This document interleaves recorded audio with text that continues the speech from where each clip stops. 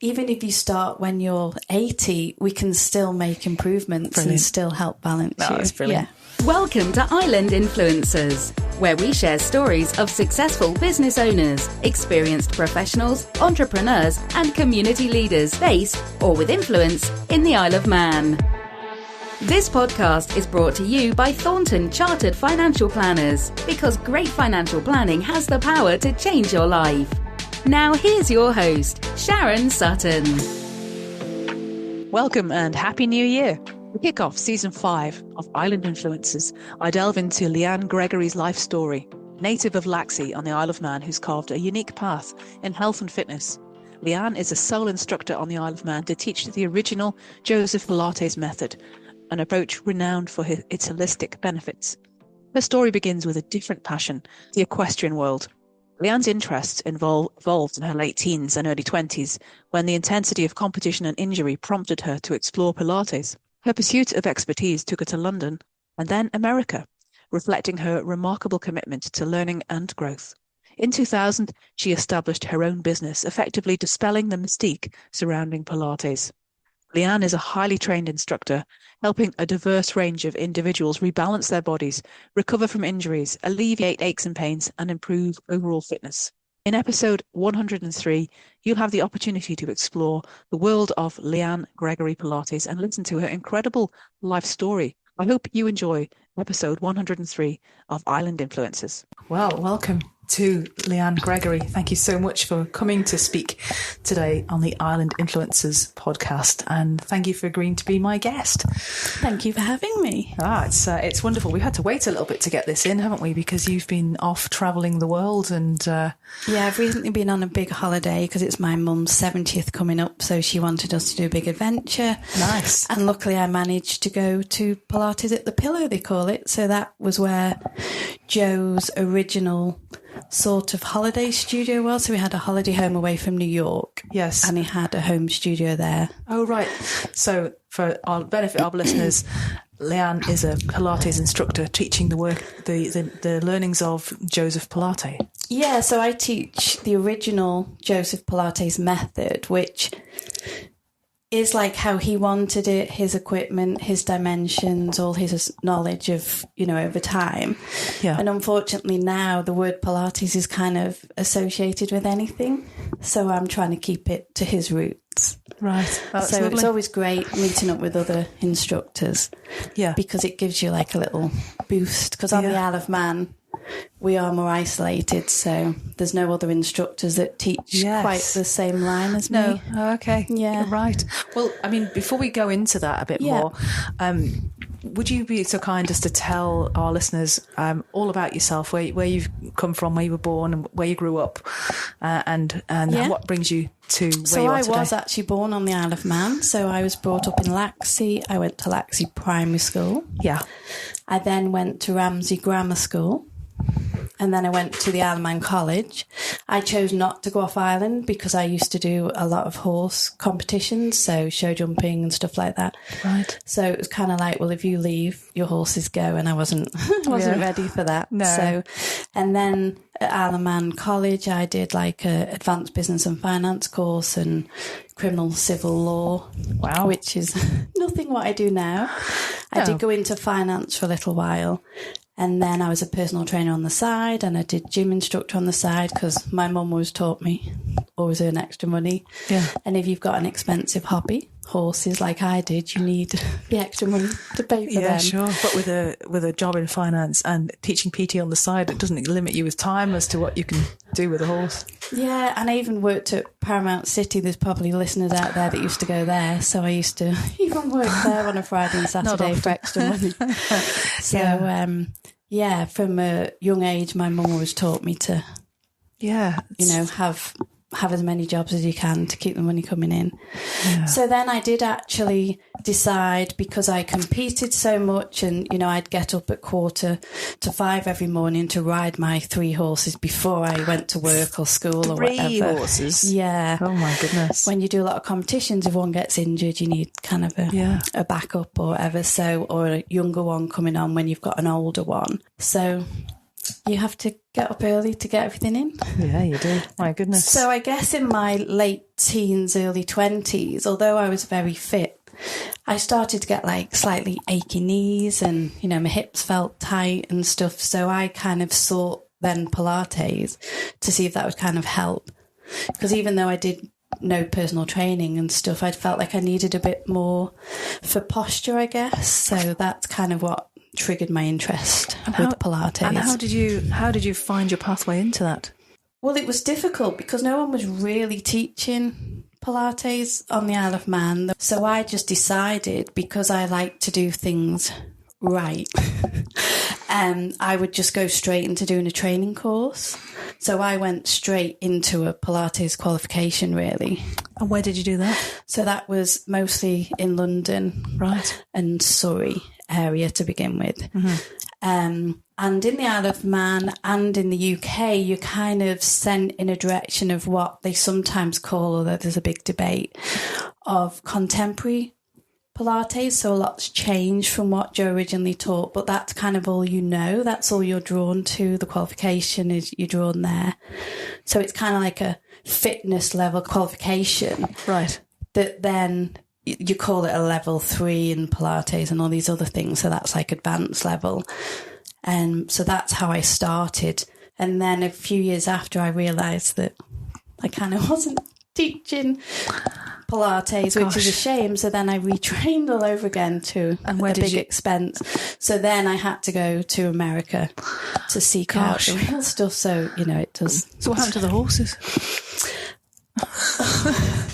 So I guess some of the horses over time had to go, and then to be a proper adult, you have to sell things, don't you, to move on. So I mostly sold all the horses to buy Pilates equipment. Yeah, but as cruel as that sounds. Well, sure, but I mean, to have had the commitment for growing up in Laxey to get on an aeroplane and go to America to learn something. I mean, that's kind of on your own, I know. You don't realise, but if you want something, you've kind of got to just be brave and do it. Gosh, well, I admire your commitment to your craft. That's quite something.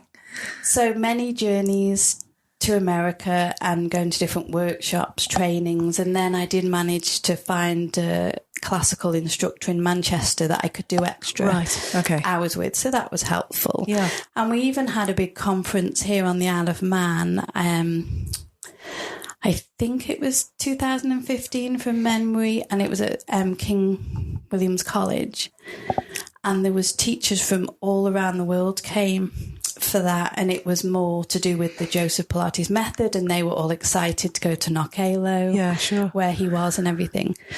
Yeah, so he's probably we were just discussing before, the earliest island influencer that we've ever talked about on this project. So yeah, perhaps you could tell our listeners all about him. Yeah, so Joseph Pilates did come to the Isle of Man because he was interned here when the war was going on. Yeah, he was originally from Germany. Yeah, he was here for 3.5 years, roughly. And because he was here for so long, you know, that brain of his that worked overtime, we're pretty sure that a lot of his inventions were thought of, if not processed, you know, in Knockalo. Really? So are there any drawings or even early rudimentary machinery from back there, measurements, that sort of thing? It's so difficult. It's quite controversial what's really right on that aspect. But he had already patented a few things while in Germany. But it wasn't called Pilates, if I'm right. It was called Controlology originally. Right. Yeah, and he's got a book called Return to Life Through Controlology that you can still buy today that has all his mat work in. Yeah, so he was here. As I say, it's hard to know exactly what he did here because a lot of the paperwork from Knockalo got kind of lost. It was First World War, wasn't it? Yeah, so you're talking over 100 years ago. Yeah. So, he went back to Germany initially and then on to New York, where he kind of became bigger there. Yeah. and made lots of things, lots of contraptions. It's hard to describe them if you can't see them. Yeah, I read a little bit about him before you came in, and he wasn't blessed with the best of health either, was he? No, he had lots of childhood illnesses and different things, and then he lost one of his eyes at the age of 5 through bullies and a stone slingshot. So, I mean, even for him, the balance of having that, you know, and you'll be able to see with one eye, which he has an eye chart out, which is meant to strengthen the muscles of the eye. Phenomenal. You know, and I guess if he hadn't have had that, he maybe wouldn't have gone on to do that. So I guess that all made him much stronger and determined. Sounds like a resilient individual if ever I heard of one. Yeah. Gosh. So you got trained in America and you came back here, and so how did you go about setting up your practice? So to begin with, I was just teaching mat. Then I started to buy the expensive equipment, whereas a lot of it comes from America. Yeah, so it's got funny. So that's kind of why. What's the machines called? So there's all different things. So I think the most famous one that everyone asks about at the moment are the reformers, the universal reformers. Does that look like a rack? It looks like kind of a bed, but you lie down while you do all exercises, and it's got springs. And then there's the Cadillac, which kind of looks like something out of 50 Shades of Grey to some people. My goodness. Okay. It almost looks like scaffolding around an uncomfy single bed, I guess, and it's got springs and rollback bars and all different things. But there's so many other things he also had. A foot corrector, toe corrector, head gizmo, there's different barrels, different chairs, even one's called the electric chair, which luckily... Yeah, that sounds very fascinating. And what sort of clients do you get? I mean, what are the major kind of... So it's so varied. I get people bringing their children because in this day and age we're all so busy, and to be honest, it's more the sporty ones. They're just not flexible anymore. The amount of kids that can't touch their toes is quite incredible. I've got some clients over 90 that come. There's a 92-year-old, 94-year-old that still come, and they actually do a lot of movement. And I may have professional people, injured people, sporty people. It's really a big range because it can be helpful to everyone. You don't have to love Pilates. You might be into cycling or rugby or golf, and it just helps keep your body What's the best? Balanced, flexible and strong to enhance what you already do. Yeah. Have you got an example of a case study, obviously no names basis, a case study of your favourite outcome from it? What you've been enabled someone to do? I mean, I get so many people with injuries where they've had a spinal operation and like that, and they think they'll never really be able to do anything again, and then being able to see them walk again, run again, jump again, go back on their bike, play football again. It's really rewarding, for sure. Because I think people think Pilates is just lay down on the floor, a bit similar to yoga. Nothing against yoga, but it's so much more. I mean, you can make big, strong rugby lads shake, their muscles. It's not easy. No, so. They're not strong. She's strong, go to the gym. Yes. Oh, that sounds really fascinating, actually. It's, for someone who's had a lot of cycling, I know the imbalances that you get from overdeveloped quads and inflexible ankles and stuff like that. So there must be massive. So, I mean, there is strength involved. So you can take someone to get a real sweat on during their workout. It's not, their legs can tremble on the electric chair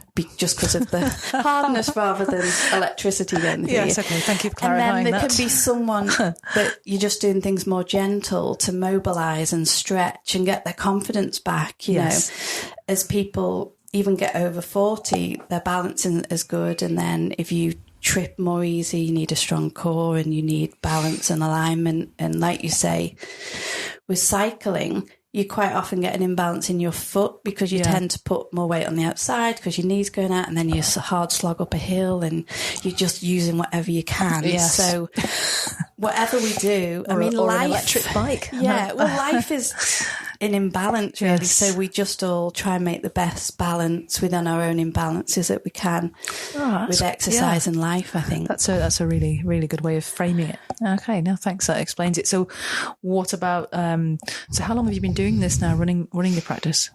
So I've had my own Pilates business since 2000. Gosh. And it seems a long time, but I think when you were born more in the 90s, you forget how much time has gone past, weirdly. I think, oh, well, it was 2000, but, that was nearly 24 years ago. Yeah, same.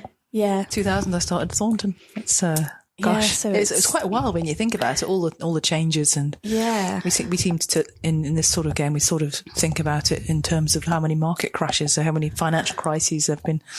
Exactly. And talking about that, like, everyone blames everything on COVID lately, but, so many people around the world with all different businesses, but particularly Pilates businesses, have gone from commercial premises to home studios, just, because it is much harder to run a home and a studio. Yes. Because things like osteopaths, people need them more, so they will always make appointments, but people are not quite as consistent anymore. So, right. Interesting. Yeah. Okay. So you mentioned before you went to Pilates at the Pillow.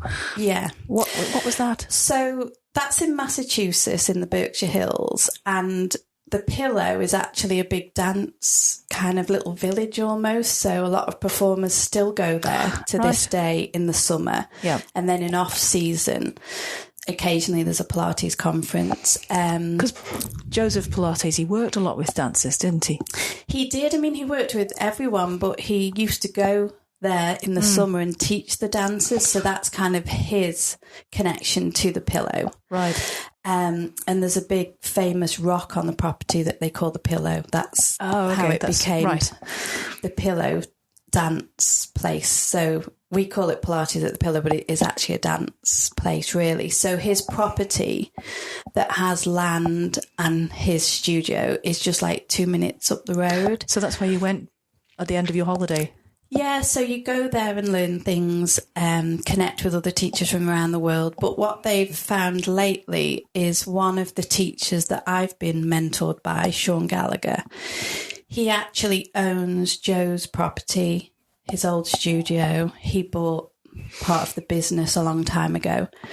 He has all his old equipment, all the video footage, photographs, writings, books, all those things.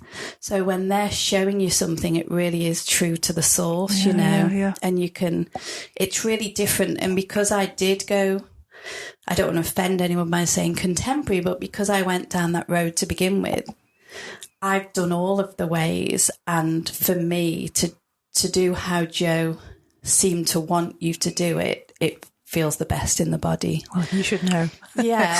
So sometimes there is only 40 or 30 people from around the world go. And so they've been looking more and more into some of the old video footage, and they've kind of found 3 bits of equipment that has been lost since Joe died. It's not been used since then. Oh, my. So we got to train on those things, whether it be a replica or the real thing. Right. And so that's been really amazing to have had the opportunity to do that, to learn things that no one else in the world has learned. And it's not as if I'm better than them. It's just I had the opportunity to go. So that's And have you got any horses left to sell really to buy the new equipment? There's one thing I don't have yet, and that's a guillotine. Again, it sounds a bit sketchy, but that's really great for the hips. Anyone with trying to balance their hips or with a hip problem. But up to now, most cyclists, I would say. Definitely. But because it attaches to the ceiling and the floor, it bolts both.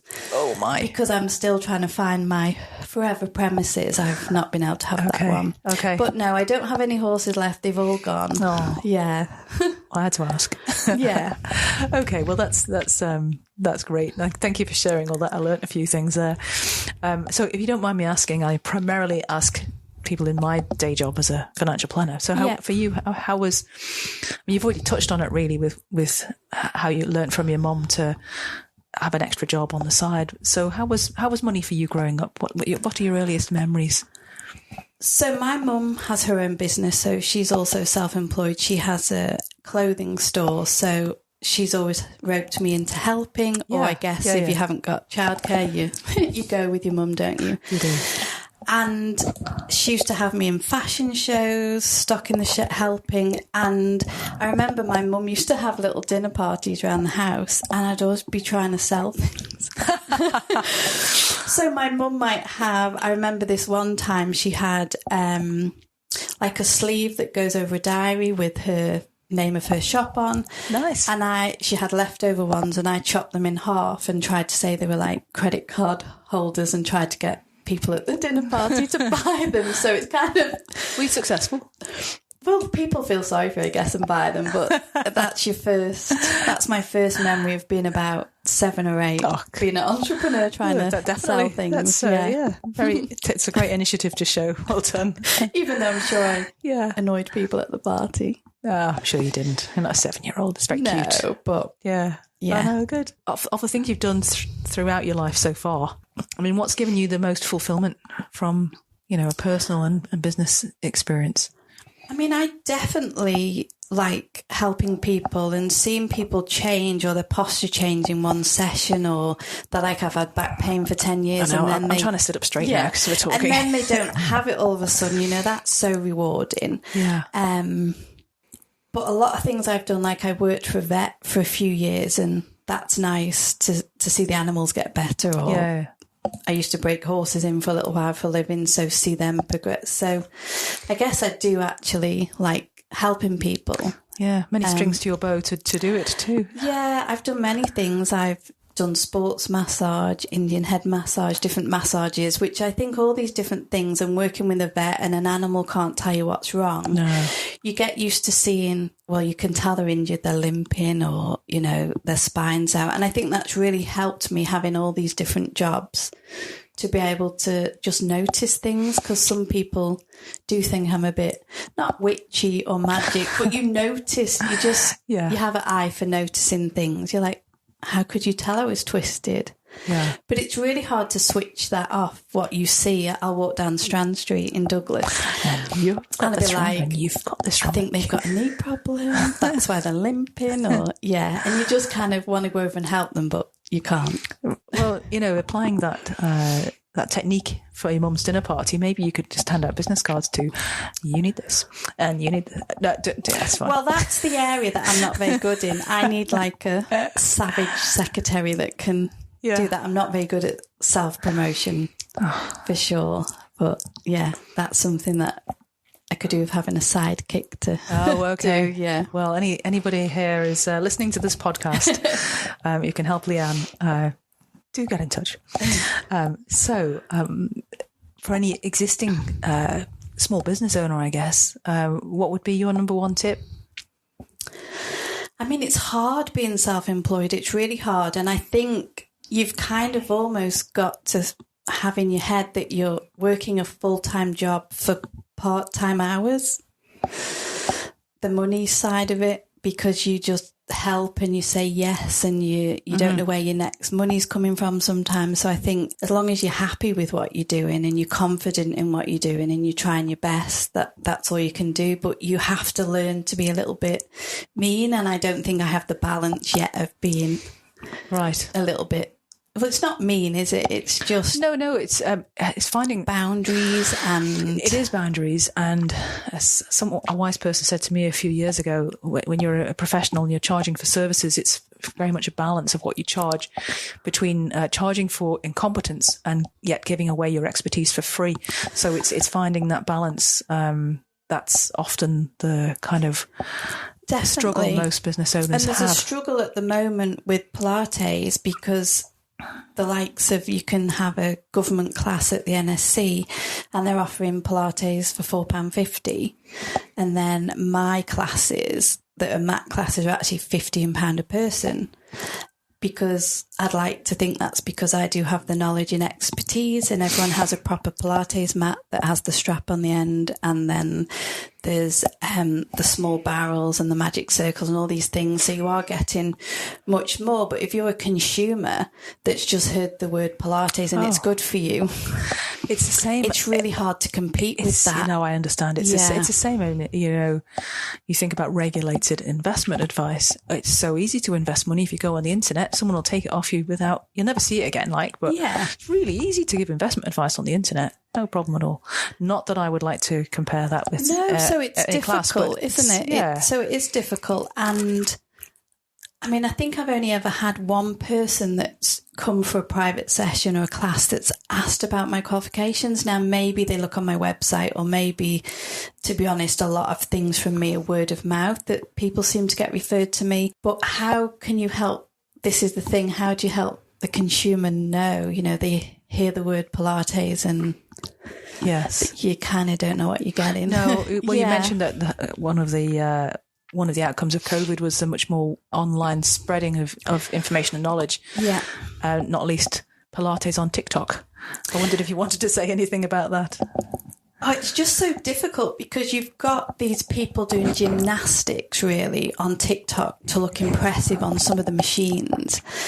And then people are like, oh, I want to have a go at reformers. I probably get 20 inquiries a week about reformer. And you're like, you can go on the reformer, but it's actually really difficult. There is other equipment. Mm-hmm. And some people just want to have a go at a fad or something that looks fun. And then they may have seen something that I call gym on a spring. So you're more doing gym exercises on a machine that looks like one of Joe's machines, but you're not really holding yourself well or using the muscles necessarily.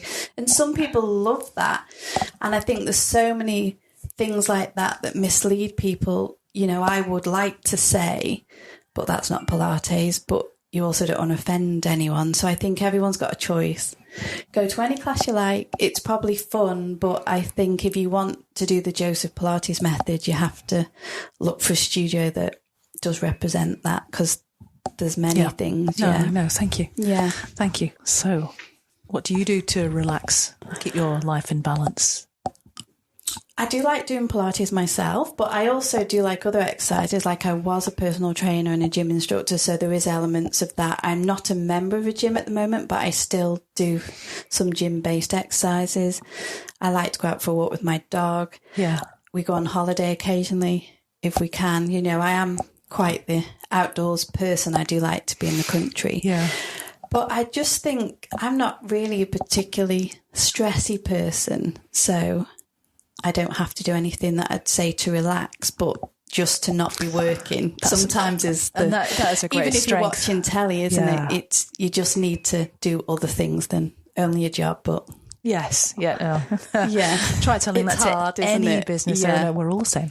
Yeah. So what do you think are the best things about living in the Isle of Man? I think you touched about the going out for a walk with your dog. Yeah, you can get to so many places really fast here, and obviously it's beautiful unless it's raining like this morning. I can cope with rain. Sideways rain, not so much, but It was bad on the mountain this morning. Oh, was it really? Yeah, tidal waves when driving across. I love island life because it is word of mouth. You don't need all these advertising campaigns for the likes of me, because Facebook is enough, really, or Instagram. It's a smaller community. Most people over 40 haven't got no idea how to use Instagram. No. But Facebook's really good. I'm not on TikTok though, and I include myself in that. By the way, I have no clue how Instagram works. Good job to Catherine, who does. And I guess you feel safer here, don't you? Yes. Yeah, and it's just a nice community and more of a local spirit. But then that does have its downsides when you got to go away to train or buy equipment that's got to come from America. Yeah, that must be a bit of a challenge. Yeah, but I do love living here, and I have always lived here. So but so what does the Isle of Man struggle with then, apart from the cost of shipping things here? From your own perspective, how have you? You mentioned when we first said hello today that you've struggled with buying a house because of the way that you keep getting gazumped, and I just wondered if you found that incredibly frustrating, and if there was some sort of reform to property transactions that might help people more, like the Scottish system, for example? I mean, I don't know enough about the Scottish system. I just know from hearing about places like Jersey and Guernsey that you have to live there or, for a certain amount of time. And I myself rent a house at the moment that's owned by somebody from the UK, and I've got nothing against anyone from the UK. My mum came here from the UK. But he didn't need the house. He's kindly rented it to us.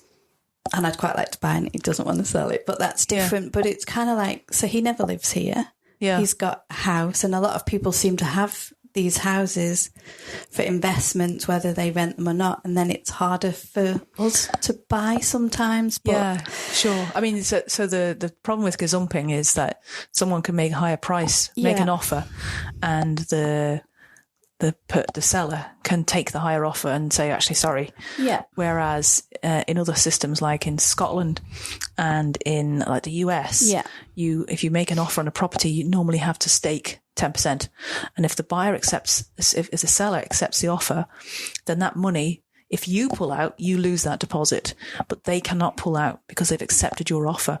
And I just wondered if, from your perspective, that would be, it's just a conversation starter, really. Yeah, being more like transparent.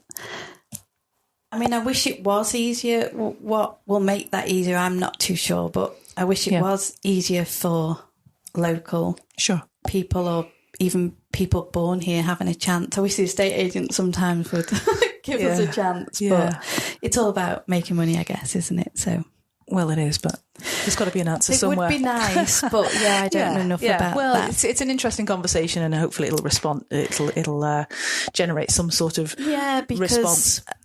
Yeah, it's just hard for everyone at the moment, I think, isn't it? Yeah, no, it is. Yeah. Okay, and so. Lianne, what have you got planned next? Any other courses planned coming up, or any classes that you've got? Any things that you're going to run that you've got plans for in the future? I don't tend to do blocks or anything. I just keep going the whole year. Yeah. So I actually do offer mat classes. I offer the equipment. You can do reformer. I do actually only have 2 reformers. As they're £8,000 from America, and then the shipping, you can imagine. No, I can't. And I, like Joe himself used to do, it's very hands-on, which I think can shock people, because we have to hold you in position, push you in position. Yeah, I remember. Stretch. I went to, full disclosure, I went to Lianne's house a couple of years ago, and I did a couple of sessions. Yeah. And you do get stretched about a bit, but if you're in the right position, then everything works better. I wouldn't have had a hope of getting anywhere near the positions if you had not been there to put me in the right position. And knowing how much you can press on the spine or pull as well without hurting someone. So my opinion on the likes of reformers, and some big studios will have like 10 or 20 reformers, but they're easy to fall off. So I feel having 2 at the moment, I have 2 hands. I can kind of grab the bar, it's kind of a safer thing. Yeah. But what's really popular at the minute is tower classes, they call it. And it's like half of the Cadillac. So it's more supported. The carriage isn't moving. There's not so many ways to fall off, but the springs both help and support you, help to mobilise and stretch you, or add in extra strength where you might need it. So that's really good. I was trying to get kids Pilates going a bit through the summer. That's still been a bit slow, but that's okay, because I feel helping the younger generation, well, in everything, but certainly in their own posture, will prevent a lot of injuries. Yeah, sure. And just knowing more about your body, really. It's education, isn't it? So the more you know, the more you can help yourself in the future. Sure. And any plans to bring on a young Lianne into the business? So I did help someone in the summer who was actually from Scotland, but they just wanted to learn a little bit. And I'm not against having an apprentice if somebody wants to come and learn the right thing, but I think it can be more complex than people think sometimes, so they're not as keen to put the hours in. Well, but if there is somebody that wants to come and learn, or if anybody out there wants to come and look at the weird contraptions in the studio, as people might call it. Yeah, they are weird. I can confirm they that. They definitely are. So yeah, any age, Great. any discipline, cater for them all. Lovely. Well, thank you for sharing all that. So just a couple of questions to finish up, really. But, are there any books that you've read recently, or, podcasts that you listen to that you'd like to reference for our listeners, where you get your inspiration from? Obviously Joe had some books, and there's people that have written books about his life or about his exercises, but because I still have the equestrian background, weirdly I'm quite drawn to Western kind of things, like in America, Cowboys, Yellowstone, all that sort of thing. Oh, right, okay. I don't know if you've ever watched that. I have watched Yellowstone, yes. Yeah. It's quite violent in places. But just the whole ranch thing. Yeah, it's beautiful. But it wasn't. It was filmed in Wyoming, apparently, not Montana, which is bizarre. But anyway. I guess some of the places look similar. But I follow a couple of barrel racers, and some of their journeys are quite inspiring. So I follow Fallon Taylor. Right. Life-work balance, she's really trying to get all into that. So I find some of her podcasts are quite inspiring. Oh, well, if you send us links, we can put them in the show notes so that our listeners can reference those for themselves. Yeah. Okay, and who inspires you? Well, my earliest would have been my mum, to make me more on the business side. And then my godmother, who got me more into the competition side of horses and stuff. I owe a lot to her to get the competitive spirit in me and the drive and determination. So I think all these different things really help to shape how you end up running your business then. Definitely. So, yeah. Definitely. And do you have a favourite quote? So I have many quotes, but one that Joseph Pilates himself actually talked about was, "You're as young as your spine is flexible," which kind of is quite poignant, really. Yeah, definitely. That's so wise. You see older people and they, moving and a bit stiff. And then I get young people come into my class, and I've got maybe an older person in the class that's doing something really easy, and they're really put out. But it's only because they've been consistent and they've been coming and they've been trying. So even if you start when you're 80, we can still make improvements and still help balance you. That's brilliant. Yeah. That's a great quote as well. Thank you. Where can our listeners go to learn more about you and find out how to the work you're doing? I am on Instagram as Pilates Lianne. Mm-hmm. I'm on Facebook. My name is Lianne Gregory, or Pilates with Lianne is my kind of work account. Wonderful. Well, we'll put those in the show notes as well. So or if anybody ever wants to have a conversation in person or wants to come and look at I've got many historical things through photographs, publications, some replicas of the authentic equipment, if anyone's interested in coming to see it. Yeah, sounds great. Lovely. Well, thank you so much for your time today, Lianne. You're very welcome. It's been fascinating to learn more about Pilates and all about you. So thanks for your time. Yeah, thanks for having me.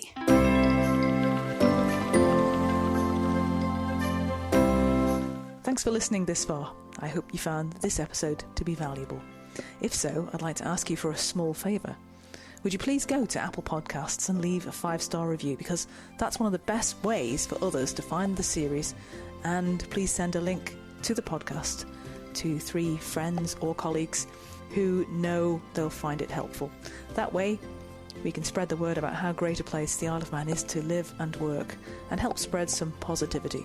Thanks again for tuning in and being part of our great community. I'll see you next time. Island Influencers is a fortnightly podcast. Make sure you don't miss the next episode by clicking the follow button on your podcast platform. A big thanks to the producer Catherine Watts from Social Cues and editor Martin Bamford at Bear Content, and thank you for listening.